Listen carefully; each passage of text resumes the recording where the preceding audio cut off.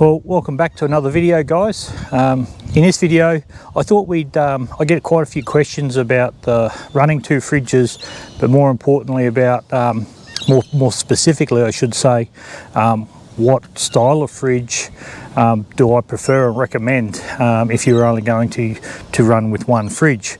And most people will only run with one fridge. For our intended purposes, I thought that two fridges would be more future-proof us for what we want to do going forward. So if that topic interests you, stay tuned and we'll get stuck straight into it.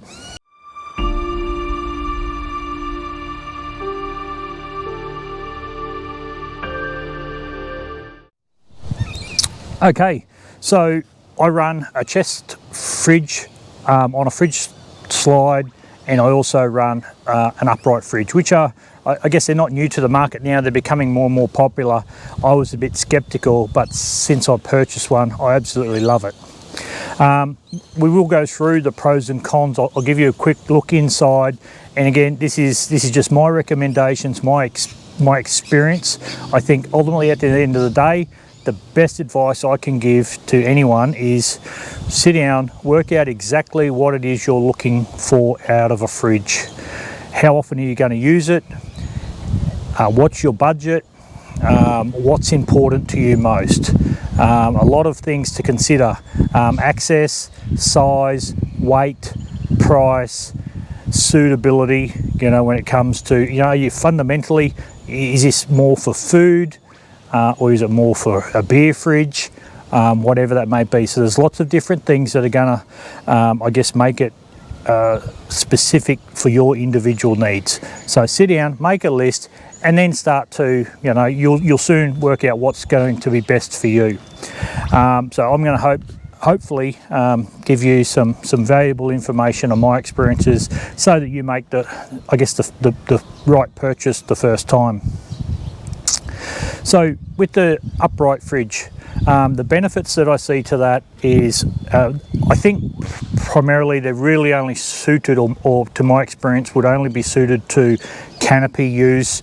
I haven't particularly seen one mounted in the back of a wagon or anything like that. If there is some out there, then I haven't seen them as yet. So for canopy use, I think the upright fridge is the right way to go if you're just running one fridge. If I could only run one fridge, I would choose the upright fridge, and purely because of the weight savings and the ability to be able to have, a small freezer, fridge, bottle storage. You can separate everything. Your produce isn't going to get damaged or destroyed. I've had no breakages, no leakages. So again, for me, if I could only have one fridge in my setup, it would definitely be the upright fridge. So the upright fridge, we primarily use it for our food fridge. If we're just going away on a day trip or something, yeah, we might just chuck drinks in there or something, but in all honesty, both fridges run 24/7 all the time. I've got drinks in the drink fridge. I've got soft drinks, beer, water, alcohol, whatever. So it's always fully stocked. And like I said, when we're going away, we'll just chuck some food in the fridge, depending on where we're going, what we're doing, and then we're off.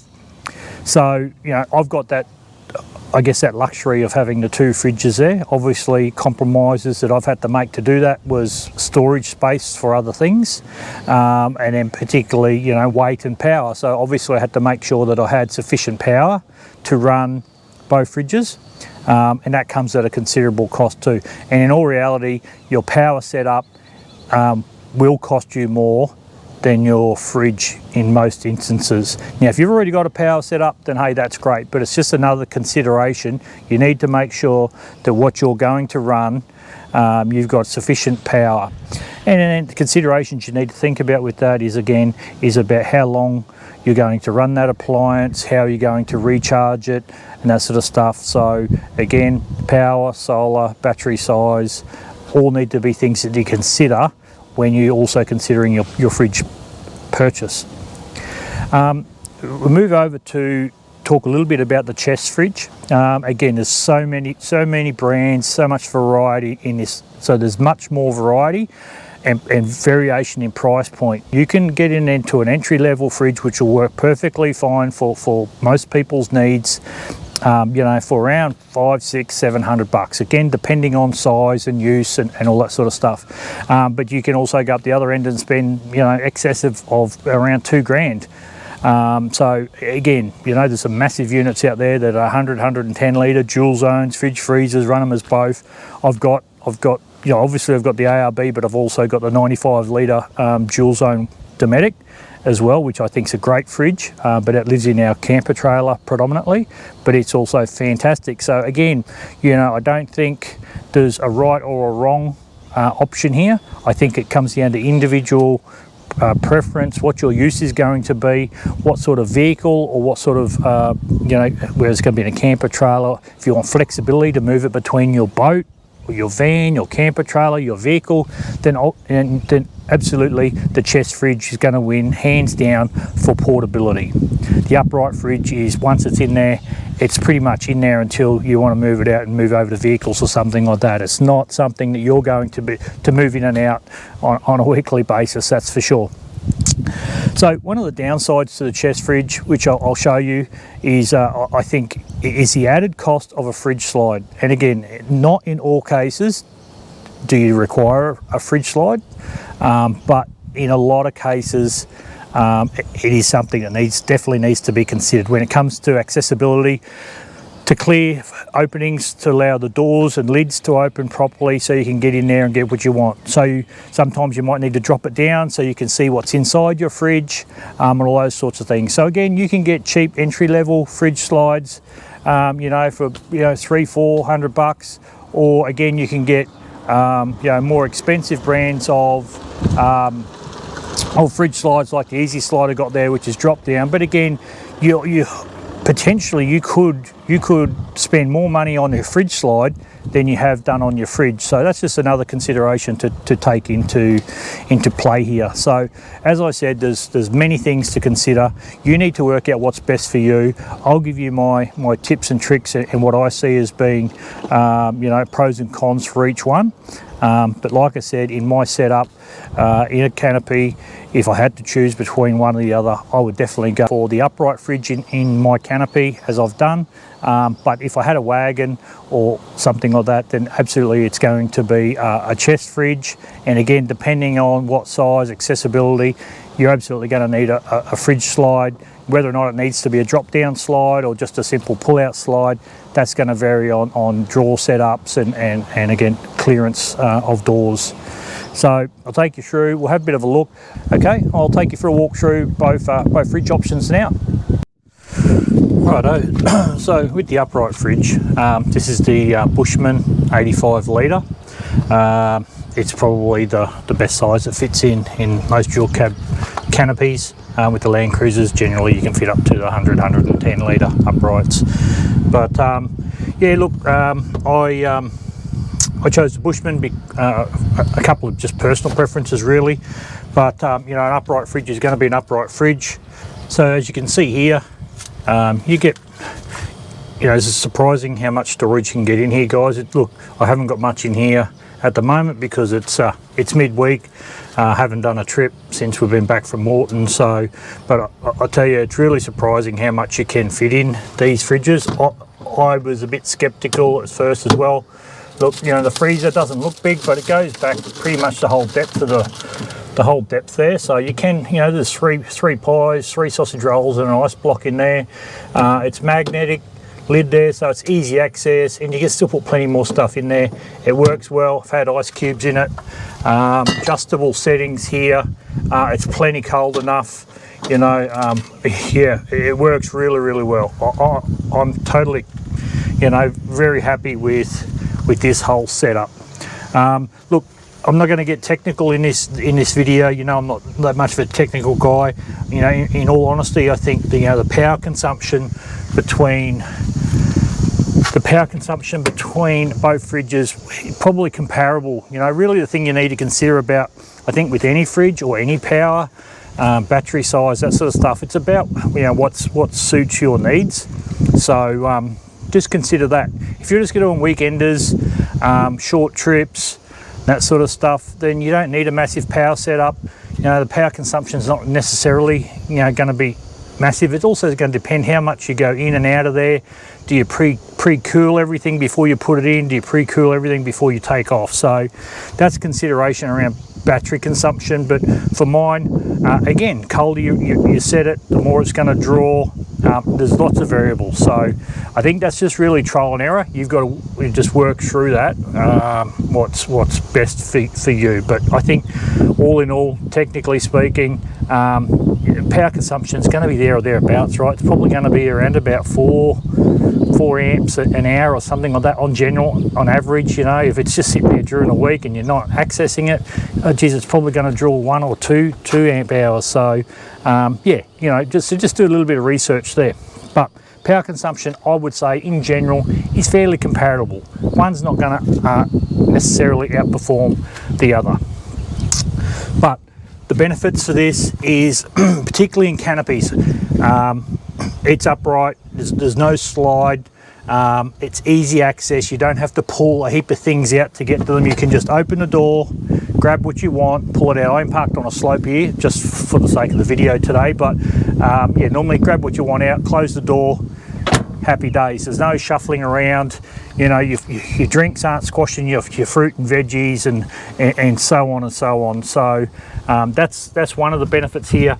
The weight, you know, comparatively is, you know, the weight of this fridge would be similar to a normal chest fridge or freezer, dual zone, whatever you might like to call them. Again, it's going to depend on the size and the capacity. Really is what going to compare apples with apples when it comes to weight comparison. So again, the benefit over this, which I'll show to the chest fridge that I'm running here, is that if you need to run a fridge slide to make access into your particular fridge more convenient, then that's a considerable lot of weight to add, and then also it's a considerable amount of cost to add. Okay, so you would have seen this on, you know, a couple of other reviews, so I won't go into detail too much. This is more, again, just about, you know, what to consider when making a purchase or before making a purchase around what might suit you better. So again, like I said, the weight of this 60 litre ARB fridge is probably, dry weight is probably a couple of kilos heavier than the upright fridge. So look, again, apples to apples, they're pretty. The main consideration for weight in my part is with the slide. So the additional weight and the additional cost of a slide, if you need it to make accessing your chest fridge, I guess, more user friendly and a less painful experience. So that's the main thing to consider there with that. They're fantastic. Don't get me wrong, I love it. You know, again. But without this slide, this fridge just would not be practical, and these types of fridges aren't practical for anyone, whether it be in wagons or whatever. You know, there are some setups where it might just be a tray back ute, where they've just got the fridge sitting on the back of the tray, where access is not too bad. But typically, height still becomes an issue. So if you're a young tradie and that sort of stuff, and you're used to jumping up and down on the back of, you know, your ute all the time, then it's not really going to be a big deal. But if you're not that way inclined, then you're going to want to be able to access your fridge easily. So again, like I said, you know, ballpark, you're going to be looking, unless you go, you know, the cheap brands of slides and that sort of stuff, you're going to be looking, you know, budget on $1,000 for a decent, good quality slide. Again, depending on the size of the fridge, that determines the size of the slide that you need as well. What are some of the benefits with this style of fridge? I think really entry level pricing. So, you know, I think with the upright fridges, I think it's $1,000 to get in really for anything of a decent capacity. Whereas with the chest style fridges, you've got a lot of options if you don't want to spend a lot of coin. If you want something, you know, that's cheap, entry level to get in, and it's still reasonably, you know, good quality, that's going to get you through for what you need. If you're traveling full time, you're going to want to spend the extra money, and I strongly recommend spending the extra money if you're going to be using it all the time. If you're going to use this on a weekend, once a month, or half a dozen times a year, or 10 times a year, you probably, you know, again, you're going to customize your purchase to suit your needs. And again, I think it's just a matter of sitting down and really weighing up the pros and cons, working out what your exact needs going to be, and then, you know, work it out from there. So again, I guess some of the disadvantages, this particular fridge has a gas strut, so it makes access pretty easy. You don't have to hold the lid up, so that's great. You can get what you want out. Typically they'll come with a divider so you can separate. You've got a little dairy component here as well. But again, what I've found with this style is typically, if you're going on a big trip, you still need to dig through certain food items to get to them. Stuff becoming squashed. There's just not, for mine, the same amount of product separation options using this style of fridge. So that's the benefit there. Well, righto guys, I think pretty sure it's 10 o'clock somewhere, so cheers. Again, I hope you found this video or this comparison and my thoughts helpful. As I said, I just want to keep creating content that you guys find valuable. Someone's getting something out of it. Hopefully I can save some people some money by making the right purchase at the first time, and make your camping and adventuring more enjoyable and less stressful going forward.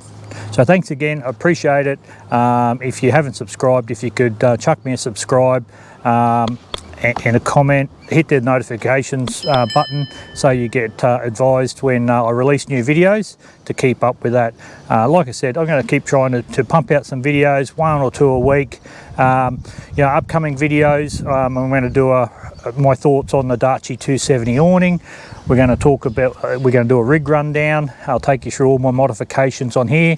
I might do a video on insurance. I've just had this car fully insured for every modification on it now, and wow, that's a process and pretty mind-boggling when you add up what you've spent there. So just for a point of interest, this vehicle's now insured for $110,000.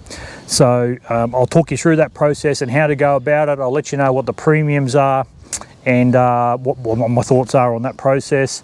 I'll do a review on the Darchi 270 degree awning that I've got at the moment. I do have plans maybe to upgrade that in the future, but I still give you my thoughts on it anyway. As you know, I've got the Heyman Reese X-Bar, so I might give some thoughts on that. Induction cooktop versus gas or fire cooking. We've got some trip videos. Like I said, we're heading up to the Scenic Rim four-wheel drive adventure park for the Easter break. So we're going to spend 4 days up there. We're going to jack the canopy off for the first time. We're going to set up base camp and we're going to do some wheeling around. Hopefully some tougher tracks. I don't know what to expect up there. Normally, over the years I've hung out at Land Cruiser Park back in the comp scene, and we spent a bit of time down at Swan Gully. But first time out to Scenic Rim, so looking forward to that. But until next week, or next video at least, thanks very much, and hope you enjoyed.